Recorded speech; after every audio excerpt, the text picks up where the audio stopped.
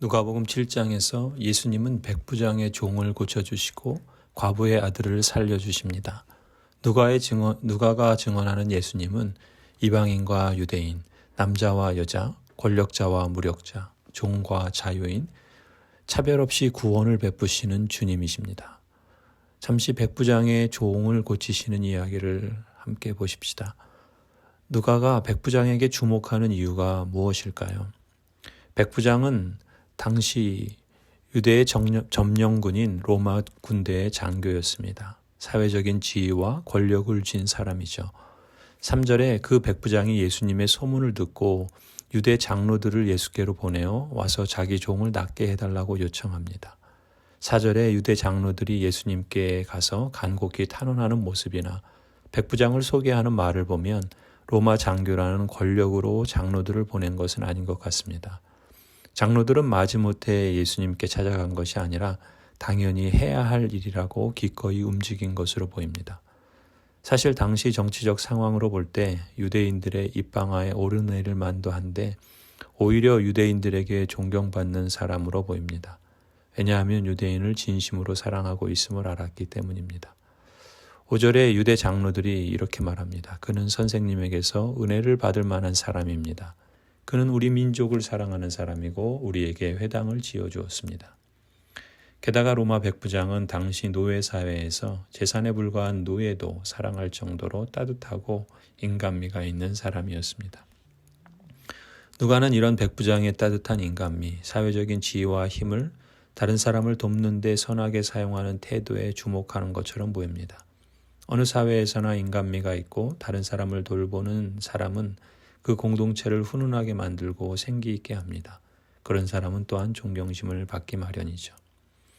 우리 교회가 우리 마을에서 하나님 나라를 증거하고 실천하는 행위들이 이런 방식으로 나타나기를 기대해 봅니다. 하나님의 선민이라고 자처하던 사람들조차 형제의 눈 속에 있는 티를 보고 빼라고 하는 차가운 분위기가 팽배한 당시 유대 사회에서 그들이 우습게 여기는 이방인이 오히려 언약 백성다운 모습을 보여주는 것이 아이러니이긴 하지만 오히려 이런 아이러니를 통해서 그리스도인 공동체가 회복해야 할 인간미와 관계를 세우는 태도와 자세를 깨닫게 됩니다. 그런데 사실 누가는 더 나아가 더 놀라운 사실을 증언합니다. 예수님이 이 백부장과의 대화를 통해 다음과 같이 말씀하십니다. 9절에 예수께서 이 말을 들으시고 그를 놀랍게 여기시어 돌아서서 자기를 따라오는 무리에게 말씀하셨다. 내가 너희에게 말한다. 나는 이스라엘 사람 가운데서는 아직 이런 믿음을 본 일이 없다. 예수님이 놀랍게 여기실 정도로 선민이라고 자처하던 유대인들에게조차 보지 못한 믿음을 이방인에게서 보신 것입니다. 그렇다면 예수님이 말씀하신 예수님에 대한 이런 믿음이란 어떤 믿음인가? 군대의 상하관계를 잘 알고 있었던 백부장은 영적 상하관계가 있음을 분명히 깨닫고 있었습니다. 권위 아래에 있는 자신이 그 수하 사람들을 복종케 할 수 있다면 하물며 신적 권세를 가진 예수님께서 못하실 일이 있겠는가? 백부장은 실제로 예수님이 하늘과 땅에 속한 권세를 지닌 주권자이심을 고백하는 것입니다. 이러한 인식을 갖고 그동안 자기가 쥐고 있던 힘과 권세를 진정한 권세자이신 예수님께 철저히 복종하고 예수님께서 주님이요 권세자이심을 받아들이고 따르는 것입니다. 백부장이 보인 이런 믿음이 이것입니다. 철저한 주대심의 고백과 복종. 사실 그의 따뜻한 인간미와 자신의 힘과 시간과 돈을 들여 남을 돕는 헌신은 바로 이런 믿음에 기초한 구체적인 표현이 아닐까 싶습니다.